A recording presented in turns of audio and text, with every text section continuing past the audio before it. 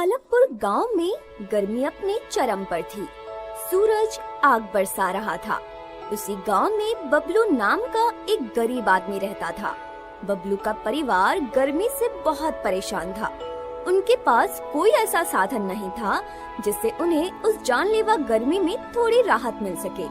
उसी गांव में एक धनी व्यापारी रहता था जो बहुत ही लालची और चालाक था। एक दिन व्यापारी अपने व्यापार के लिए शहर जा रहा था। तपती धूप में चलते चलते उसका घोड़ा थक गया और उसने एक पेड़ के नीचे आराम करने का फैसला किया। सफर के दौरान उसकी सोने के सिक्कों से भरी कीमती थैली कहीं गिर गई। उसने घंटों अपनी थैली तलाश की मगर थैली का कोई पता ना चला। उसने गांव में घोषणा करवाने का फैसला किया। सुनो सुनो सुनो, आलमपुर के लोगों, जरा गौर से मेरी बात सुनो। व्यापारी बलदेव सिंह की सोने के सिक्कों से भरी थैली कहीं खो गई है। जो भी गांव का आदमी सोने के सिक्कों की थैली को तलाश करके व्यापारी जी को लाकर देगा, उसे 10 सोने के सिक्के इनाम में दिए जाएंगे। इस गर्मी में अपनी किस्मत आजमाओ और जल्दी से उस थैली की खोज शुरू करो। अरे ये व्यापारी हमें क्या मूर्ख समझता है जो इस जानलेवा गर्मी में हम इसके सोने के सिक्के की थैली ढूंढते फिरें। और अगर मान भी लो कि किसी गांव वाले ने इसकी थैली तलाश करके इसे दे भी दी तो ये उसे एक सोने का सिक्का भी नहीं देगा। ये सब उस लालची की चाल है। तुम सही कहते हो भाई। अगर मुझे इसकी थैली मिल गई तो मैं कानों कान किसी को खबर भी नहीं होने दूंगा और अपना बोरिया बिस्तर बांधकर किसी दूसरे शहर में चला जाऊंगा।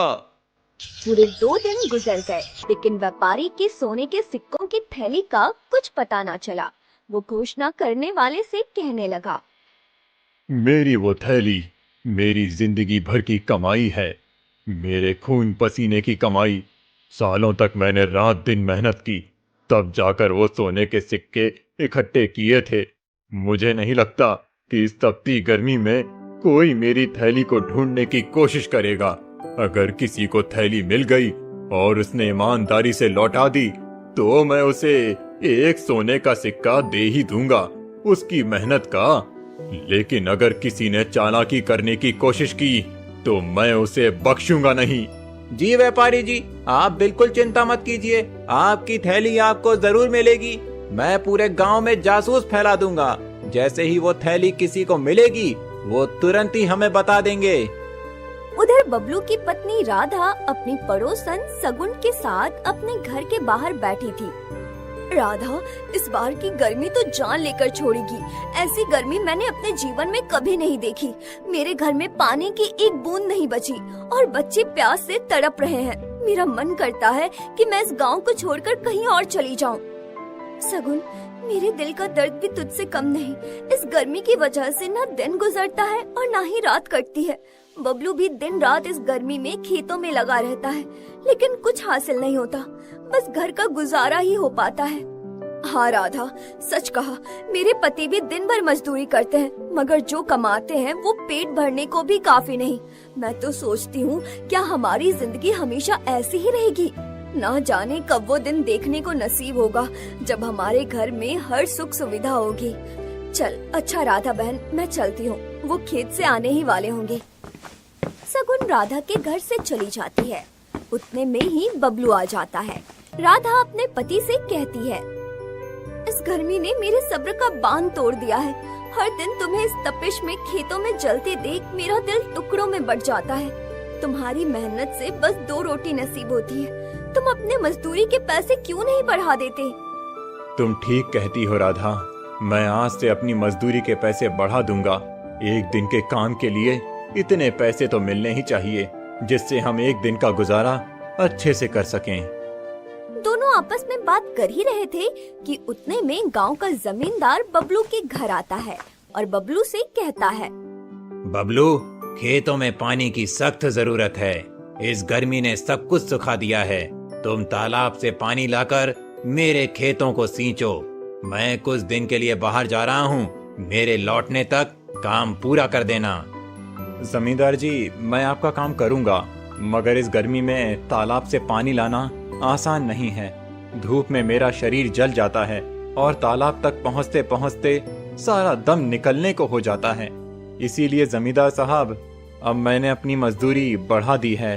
एक दिन के काम के लिए 2 अशर्फियां देनी होंगी।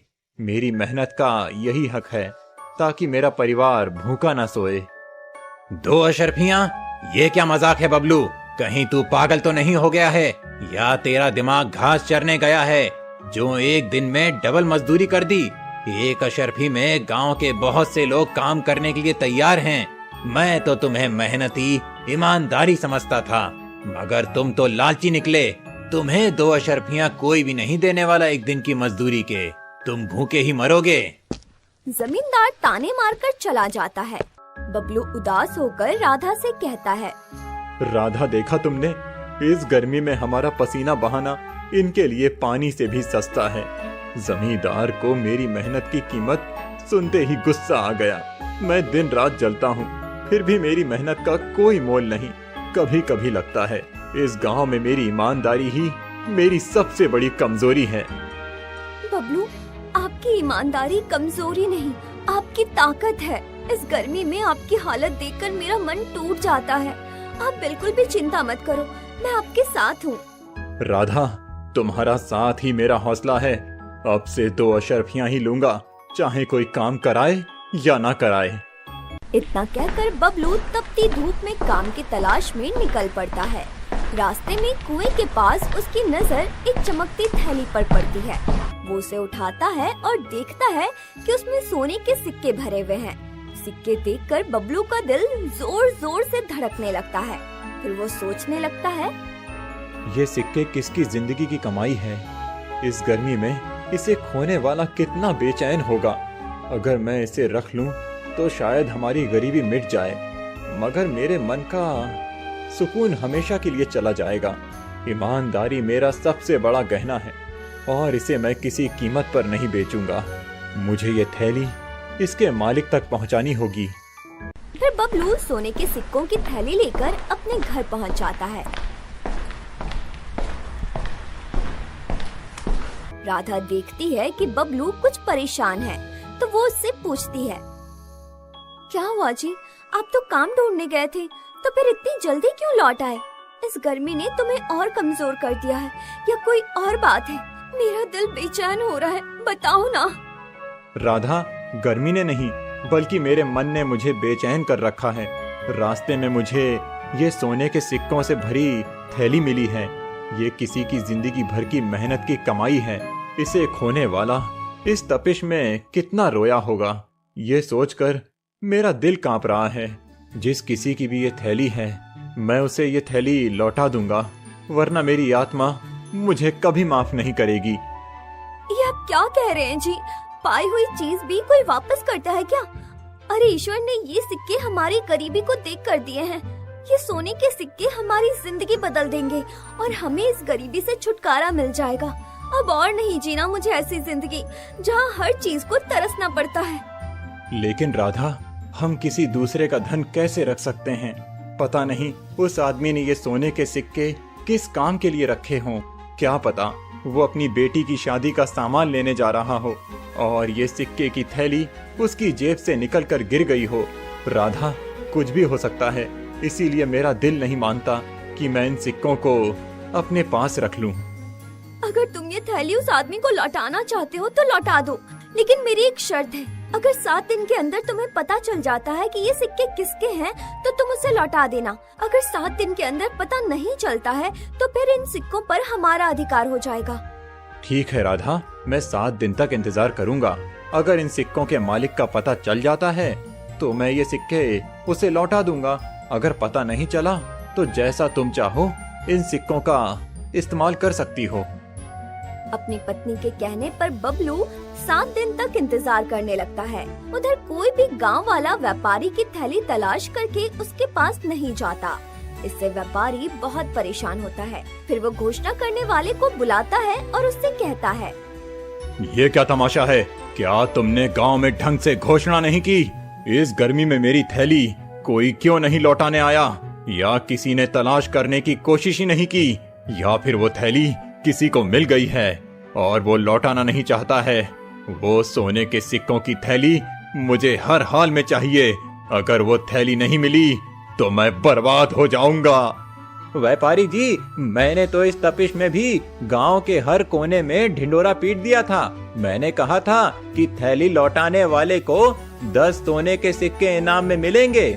अब तक तो किसी ना किसी को आ जाना चाहिए था। तुम एक काम करो, इस बार दोबारा घोषणा करो और इस बार आधे सिक्के इनाम में देने की घोषणा कर दो। लेकिन व्यापारी जी, अगर आप आधे सिक्के इनाम में दे दोगे तो आपके पास क्या बचेगा? आपका तो उसमें कोई फायदा नहीं होगा। फायदा होगा। एक बार कोई सिक्के लेकर आए तो सही, मैं उस पर चोरी का इल्जाम लगाकर उसे एक सिक्का भी नहीं दूंगा। व्यापारी जी, आपके शातिर दिमाग की जितनी तारीफ करें उतनी कम है और किसी को कुछ देना भी नहीं पड़ेगा। अब तुम ज्यादा देर मत लगाओ, जल्दी से गांव में घोषणा कर दो कि सिक्के वापस करने वाले को आधे सिक्के मिलेंगे। व्यापारी के कहने पर वो आदमी घोषणा करने निकल पड़ता है। सुनो सुनो सुनो, आलमपुर के लोगों, मेरी बात कान खोलकर सुनो। व्यापारी जी के सोने के सिक्कों की थैली कहीं खो गई है। जो भी थैली को तलाश करके व्यापारी जी को लौटाएगा उसे 10 नहीं बल्कि आधे सोने के सिक्के मिलेंगे। ये मौका बार बार नहीं आता है। इस गर्मी में जल्दी अपनी किस्मत आजमाओ और थैली को ढूंढकर व्यापारी जी को लौटा दो। उसके बाद तुम माला माल हो जाओगे। सुनो सुनो सुनो। घोषणा करने वाले की आवाज बबलू के कानों तक भी पहुंच जाती है। वो जल्दी से अपने घर जाता है और अपनी पत्नी से कहता है, राधा, ये सोने के सिक्कों की थैली हमारे गांव के व्यापारी की है।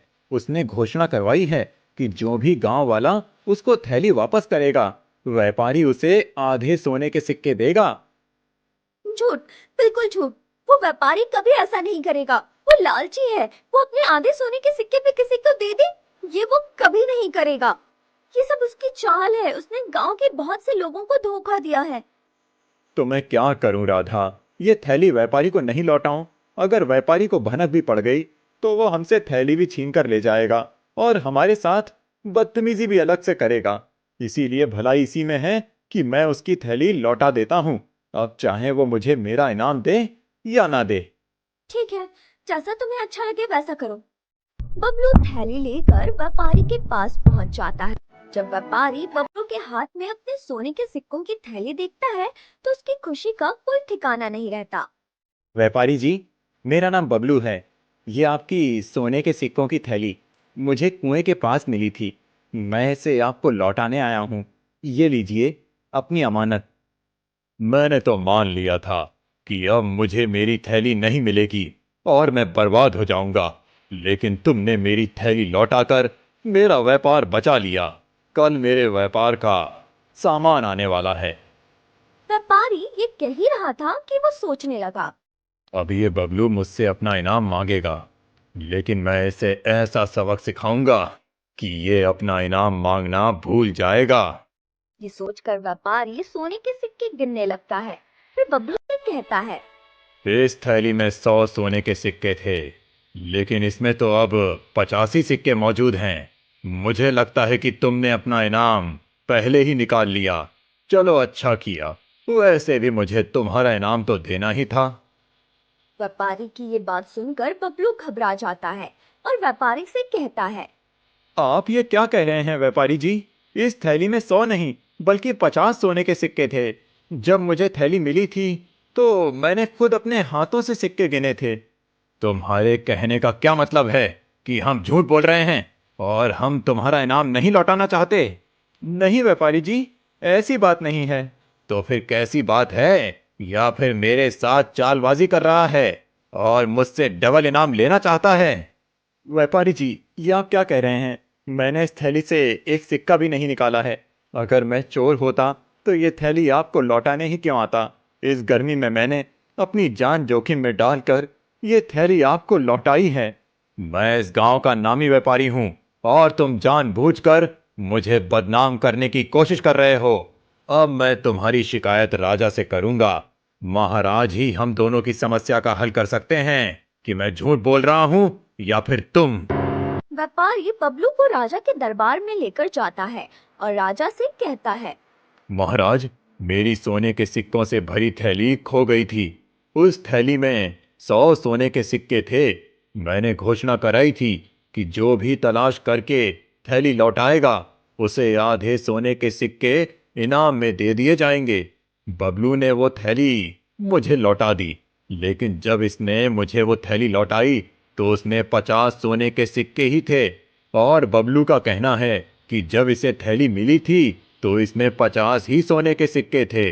मुझे तो लगता है इसने थैली से 50 सिक्के चुरा लिए हैं। अब ये मुझे बदनाम करने की कोशिश कर रहा है। महाराज, आप ही हमारा फैसला कर सकते हो। महाराज, एक बार मेरी बात भी सुन लें। मुझे ये थैली कुएं के पास मिली थी। मैंने इसे ज्यों का त्यों व्यापारी को लौटा दिया। मैंने कभी किसी के साथ धोखा नहीं किया। महाराज, आज मेरी इज्जत दांव पर है। मैं आपसे सिर्फ इतना चाहता हूँ कि सच सामने आए। मैं गरीब हूँ मगर बेईमान नहीं। राजा, जो अपनी समझदारी और न्यायप्रियता के लिए मशहूर था, व्यापारी की चाल को भांप लेता है, मगर बिना सबूत वो फैसला नहीं सुना सकता। वो कहता है, इस मामले में अभी साफ सबूत नहीं है। मैं इसकी पूरी जांच करवाऊंगा। आप दोनों 2 दिन बाद दरबार में दोबारा हाजिर होना। अब तुम दोनों यहाँ से जा सकते हो। 2 दिन बाद राजा दोनों को फिर बुलाता है और उन दोनों से कहता है, व्यापारी, तुमने कहा कि तुम्हारी थैली में 100 सोने के सिक्के थे, तो ये 50 सोने के सिक्कों वाली थैली तुम्हारी कैसे हो सकती है? तुम अपनी 100 सिक्कों वाली थैली को तलाश करो और बबलू, ये 50 सोने के सिक्कों की थैली तुम अपने पास रखो। अगर 2 हफ्ते के अंदर इन सिक्कों का मालिक थैली लेने आता है तो तुम उसे लौटा देना, वरना ये थैली तुम्हारी हो जाएगी। फिर तुम जैसा चाहो इसका इस्तेमाल कर सकते हो। राजा की बात सुनकर व्यापारी गुस्से से तिलमिलाता है, मगर वो कुछ भी नहीं कर सकता। वो अपने जाल में खुद ही फंस गया था, इसलिए वो चुपचाप अपने घर लौट जाता है। व्यापारी के जाने के बाद बबलू से कहता है, बबलू, मैंने पहली ही नजर में व्यापारी का लालच देख लिया था कि वो तुम पर झूठा आरोप लगा रहा है। इसीलिए उस व्यापारी को उसकी करनी की सजा मिलनी ही चाहिए थी। अब तुम अपने घर जा सकते हो और अब ये सिक्के तुम्हारे हैं। इन पर किसी का अधिकार नहीं है। महाराज, आप बहुत महान हैं। हम बहुत खुश नसीब हैं जो हमें आपके जैसा न्याय प्रिय राजा मिला। राजा बबलू से खुश होकर उसको ढेर सारा धन देता है। उसके बाद बबलू अपने घर लौट जाता है। वो अपनी पत्नी को सारी बातें बताता है कि किस तरह राजा ने उस लालची और धोखेबाज जमींदार को सबक सिखाया।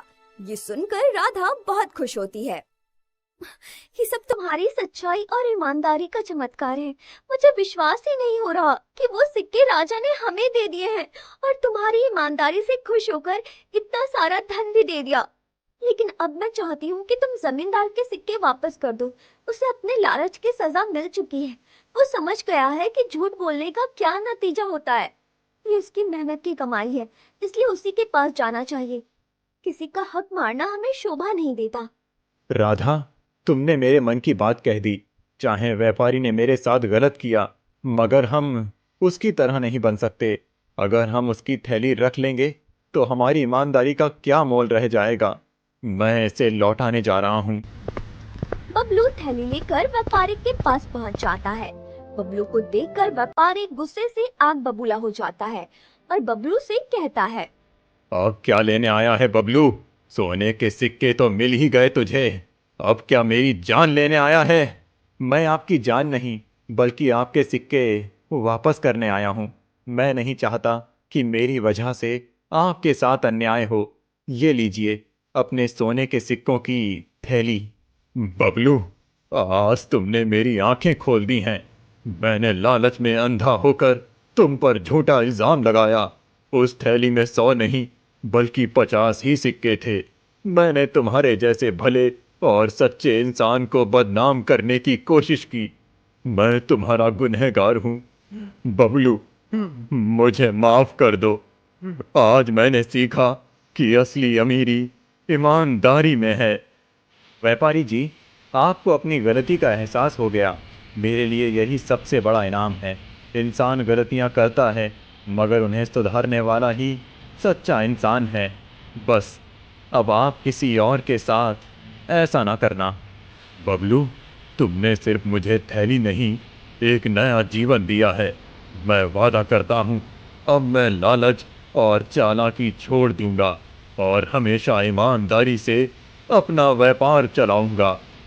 व्यापारी को अपनी गलती का एहसास हो जाता है और फिर वो ईमानदारी से अपना व्यापार करने लगता है और बबलू भी अपनी पत्नी राधा के साथ सुख चैन से जीवन बिताने लगता है।